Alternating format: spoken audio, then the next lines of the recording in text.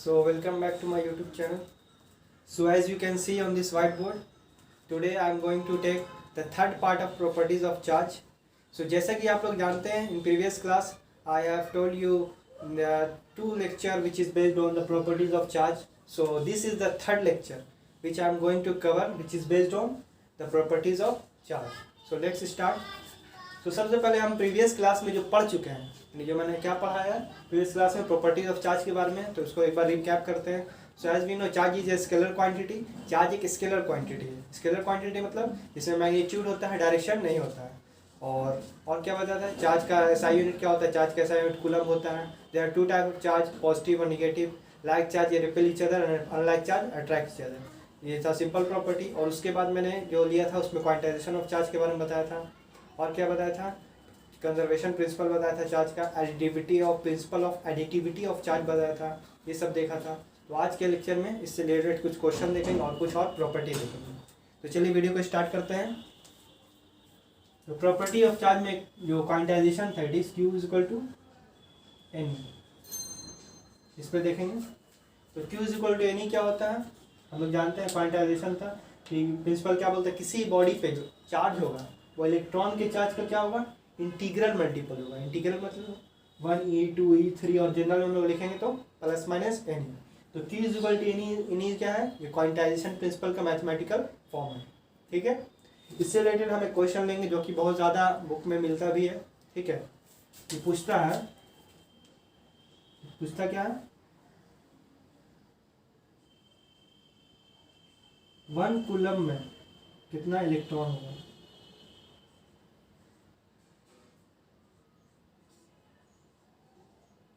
यानी अगर charge 1 coulomb हो जाए, क्यू का वैल्यू 1 कूलम हो, कूलम क्या है, एसआई यूनिट ऑफ चार्ज है, तो नंबर ऑफ इलेक्ट्रॉन कितना होगा. इन्हें कह सकते हैं इन 1 coulomb how many electron present. यानी 1 कूलम चार्ज में कितना इलेक्ट्रॉन प्रेजेंट होगा. आज इसको हम लोग कैलकुलेट करेंगे by using Q is equal to N E, that is quantisation principle. तो क्वांटाइजेशन हम लोग देखेंगे Q is equal to N E. यहाँ पे इस प्रॉब्लम का यूज करेंगे, इस फॉर्मूले का. तो यहाँ पे क्यू कितना दिया हुआ, चार्ज 1 कूलम है. ठीक है. यानी चार्ज 1 कूलम है तो उसमें क्या पूछ रहा है, number of electron. Number of electron क्या होते हैं यहाँ क्यू में, क्यू मतलब क्या होता है, क्यू मतलब चार्ज होता है. एन क्या है, नंबर ऑफ इलेक्ट्रॉन है. और ये तो हम लोग जानते हैं इलेक्ट्रॉनिक चार्ज, यानी एक इलेक्ट्रॉन पे जो चार्ज होता है that is 1.6 into 10⁻⁻19 coulomb.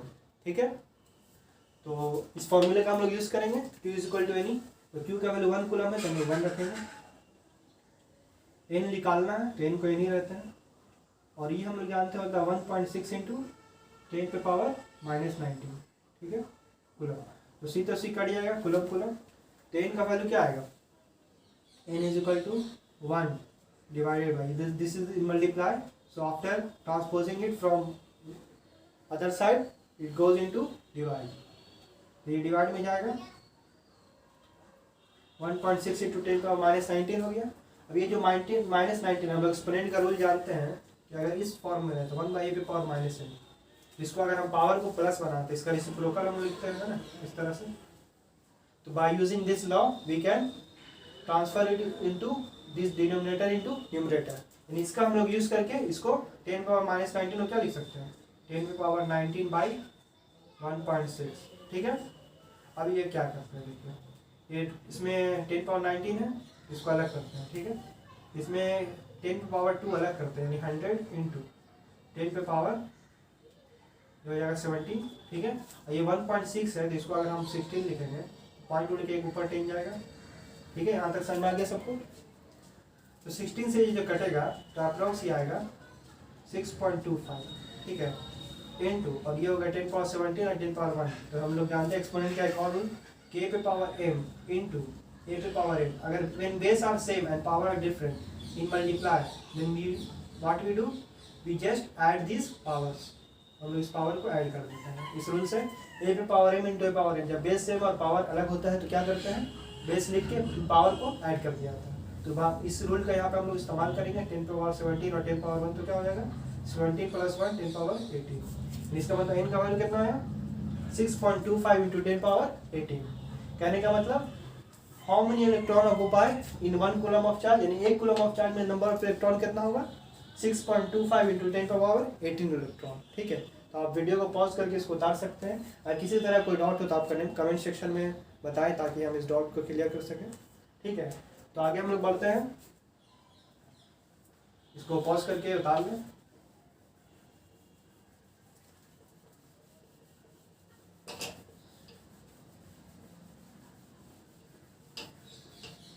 So this problem is based on the quantization of charge.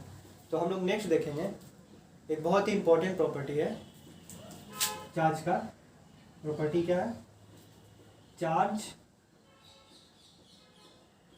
Associates mass. Charge associates मास कहने का मतलब क्या है? चार्ज मास को एसोसिएट करता है। एसोसिएट मतलब जुड़ा हुआ। कहने का मतलब एक एग्जांपल हम लोग लेते हैं, दो चार्ज पार्टिकल का। सबसे पहले the first one is proton ले लेते हैं and the second one is neutron. ठीक है, इस प्रॉपर्टी को समझने के लिए चार्ज एसोसिएट्स मास, मैंने दो पार्टिकल लिया, प्रोटॉन और न्यूट्रॉन। अब हम लोग बारी बारी से देखेंगे। प्रोटॉन पे चार्ज होता है, मास भी होता है, दोनों होता है, चार्ज भी होता है और मास भी होता है। और न्यूट्रॉन का केस देखेंगे, न्यूट्रॉन पे चार्ज नहीं होता पर मास होता है। समझ रहे हैं? प्रोटॉन एक पार्टिकल है, न्यूट्रॉन भी एक पार्टिकल है, जो कि दोनों न्यूक्लियस में होता है, बॉन्डेड होता है बाय हाई न्यूक्लियर फोर्स। तो प्रोटॉन पे चार्ज होता है, मास भी होता है, दोनों चीज़ होता है। न्यूट्रॉन का जब देखेंगे तो न्यूट्रॉन पे चार्ज नहीं होता लेकिन मास होता है। तो यहाँ से हम लोग देख सकते हैं, जहाँ मास होगा, कहने का मतलब जहाँ चार्ज होगा और मास दोनों साथ होगा। लेकिन यहाँ देख रहे हैं चार्ज भी है, मास भी है प्रोटॉन के केस में। लेकिन यहाँ न्यूट्रॉन में देख रहे हैं मास यहाँ इंडिपेंडेंट एग्जिस्ट कर रहा है, चार्ज ना होने के बावजूद भी। ठीक है, यहाँ देख सकते हैं न्यूट्रॉन के केस में चार्ज नहीं है लेकिन फिर भी मास एग्जिस्ट कर रहा है। तो ये प्रॉपर्टी जो है चार्ज एसोसिएट्स मास। तो कहने का मतलब मास विदाउट चार्ज इज पॉसिबल। देख रहे हैं न्यूट्रॉन का केस, मास बिना चार्ज के रह सकता है, but charge without mass is not possible. ये प्रॉपर्टी है। कहने का मतलब अगर किसी भी जगह में, किसी भी पार्टिकल में देखा जाए तो मास अकेले रह सकता है, यानी बिना चार्ज के मास रह सकता है, लेकिन बिना मास के चार्ज कभी नहीं रहेगा। ये प्रॉपर्टी चार्ज एसोसिएट्स मास ये बताता है।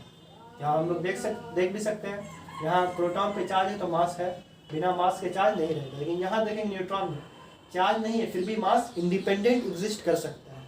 तो चार्ज एसोसिएट्स मास मतलब क्या होता है, इसको आप लोग लिख सकते हैं statement, mass without charge, mass without charge is possible, mass without charge is possible, but charge without mass cannot be possible, but charge without mass cannot be possible। यानी बिना चार्ज के मास रह सकता है बट बिना मास के चार्ज नहीं रह सकता। ये स्टेटमेंट है चार्ज एसोसिएट्स मास का। ये एग्जांपल में सोच सकते हैं कि charge without mass is not possible but mass without charge is possible. ठीक है, ये था प्रॉपर्टी चार्ज एसोसिएट्स मास का। ठीक है, यानी किसी भी पार्टिकल में कहा जाए अगर उसमें मास प्रेजेंट है तो चार्ज हो भी सकता है और नहीं भी, जैसे कि न्यूट्रॉन में देखा।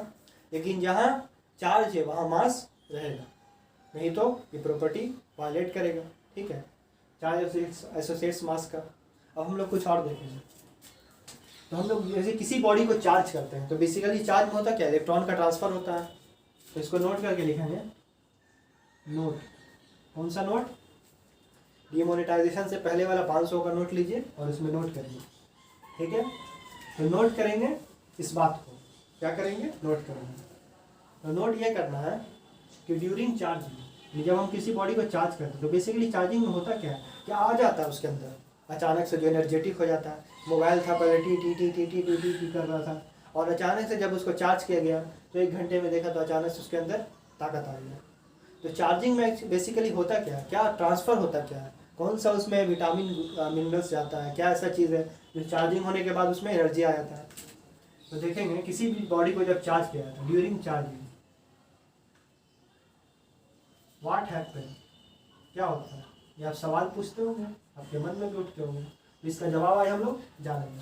तो चार्जिंग के दौरान होता क्या है, बेसिकली चार्ज में हम लोग जो चार्ज बोलते हैं वो एक्चुअली इलेक्ट्रॉन होता है, क्योंकि इलेक्ट्रॉन हम लोग जानते हैं न्यूक्लियस के चारों तरफ घूमता रहता है। तो इलेक्ट्रॉन इट इज़ फ्री है, ठीक है, वो मूव कर सकता है, बाहर से अंदर, अंदर से बाहर आ सकता है।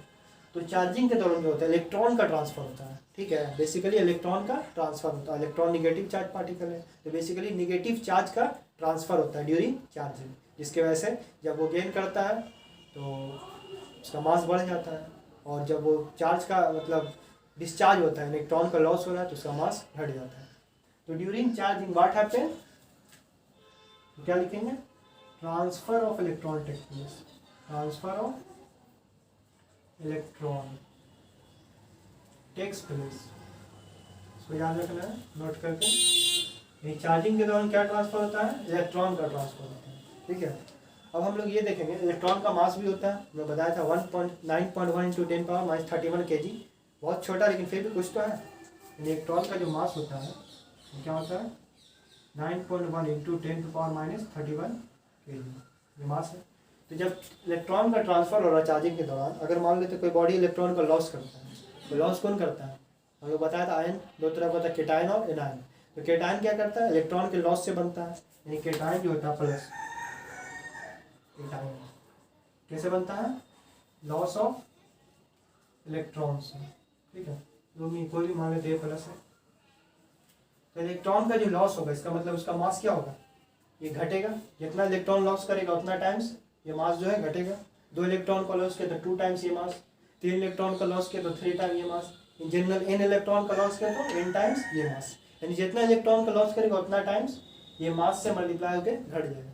बेसिकली इसमें जब इलेक्ट्रॉन का लॉस करने का मतलब कि केटायन बन रहा है, यानी चार्जिंग में 2 चीज़ होगा, या तो लॉस होगा या तो गेन होगा, है ना। इलेक्ट्रॉन का ट्रांसफर मतलब क्या होगा, इलेक्ट्रॉन का लेन देन होगा, कोई गेन करेगा कोई लॉस करेगा। तो केटायन कैसे बनता है, इलेक्ट्रॉन के लॉस से, ठीक है, यानी प्लस वाला। तो इलेक्ट्रॉन का लॉस होगा, इसका मास क्या होगा, घटेगा या बढ़ेगा, मास डिक्रीज, मास क्या हो जाएगा, घट जाएगा।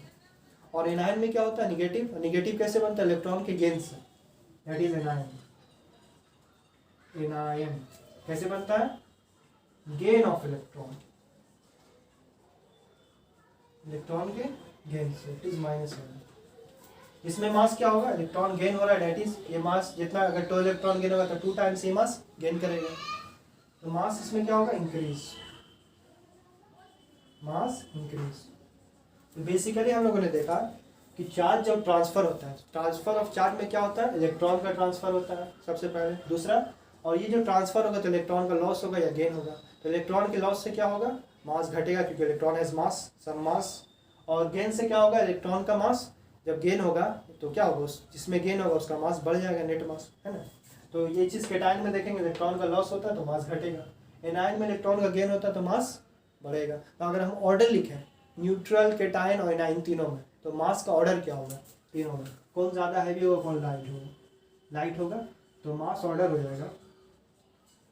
सबसे पहले आएगा हैवी कौन होगा, एनायन, जो निगेटिव है, इलेक्ट्रॉन का गेन होगा। और केटायन क्या है, कोई एटम है, एटम बेसिकली न्यूट्रल होता है ना, एटम से ये लॉस होगा ना, एटम ही से लॉस होगा या गेन होगा। तो केटायन, एनायन के बाद केटायन नहीं आएगा, केटायन में तो इलेक्ट्रॉन का लॉस हुआ है, वो आएगा पहले, इसके बाद एटम आएगा, इट इज न्यूट्रल। न्यूट्रल मतलब जिसमें ना लॉस हुआ ना गेन हुआ। जैसे हम बोले किसी के पास 10 रुपये है, किसी के पास 0 रुपया, किसी के पास -10 रुपये कर, मतलब 10 रुपये कर्जा है, ठीक है। तो कहने का मतलब सबसे अमीर कौन हुआ, जिसके पास 10 रुपया है। उसके बाद कौन आएगा, जिसके पास 10 रुपया कर्जा है या किसी के पास 1 रुपया नहीं है। जाहिर सी बात है जो अमीर कौन होगा उसके रिस्पेक्ट में जिसके पास 1 रुपया भी नहीं है, और जिसके पास 10 रुपया कर्जा है वो सबसे गरीब होगा। तो बेसिकली उसी तरह से अगर मान के 10 इलेक्ट्रॉन गेन किया तो एनायन हो गया इलेक्ट्रॉन का गेन, तो मास सबसे ज़्यादा, ठीक है। एक को इलेक्ट्रॉन का लॉस किया, एक की लॉस ही नहीं किया, तो मास एक तो घट गया उसका जो लॉस करेगा, दैट इज केटायन के केस में, और एक की लॉस नहीं किया तो उसका जो मास वो तो रहेगा ना, और जो एनायन ने जो लॉस किया उससे भी घट जाएगा। तो कहने का मतलब सबसे पहले आएगा एनायन सबसे हैवी, उसके बाद न्यूट्रल, उसके बाद केटायन। तो मास में देखेंगे तो सबसे हैवी एनायन होता है, देन न्यूट्रल और देन केटायन, ठीक है। तो इस तरह से ये मास का ऑर्डर था, और हम लोगों ने चार्ज के कुछ प्रिंसिपल देखे। सो आज के लेक्चर में इतना ही रहने देते हैं। और आप लोग चैनल पे नए हैं तो then like and subscribe my channel and also press the bell icon so that you get my all notification of my lecture. That's all. Thank you.